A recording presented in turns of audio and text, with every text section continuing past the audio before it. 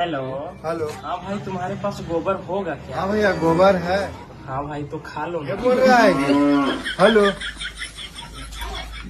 हाँ भाई, तुम्हारे पास गोबर होगा क्या? गोबर? हाँ हाँ है गोबर है। हाँ तो भाई खा लो ना। चला तू बोल कौन रहा है? हेलो। हाँ भाई, तुम्हारे पास गोबर होगा क्या? हाँ गोबर है भैया। हाँ तो भाई खा लो ना। साले को बम से उड़ा दूंगा एक बार हाथ में आ जाए तो। भैया तो उदास है बैठे लोग। अरे का बताएं यार, आज सवेरे से वो पता ना कौन है फोन करके बार बार पूछ रहा है कि गोबर है, परेशान कर दिया है। इसमें टेंशन वाली कौन सी बात है? अगला बार कॉल करेगा तो बोल दीजिएगा कि नहीं है गोबर। बोल देंगे कि गोबर नहीं है तब फोन नहीं करेगा। नहीं फिर क्या ना करेगा वो। सही है बोला यार। ठीक। हाँ भाई, तुम्हारे पास गोबर होगा? नहीं है गोबर नहीं है, खत्म हो गया।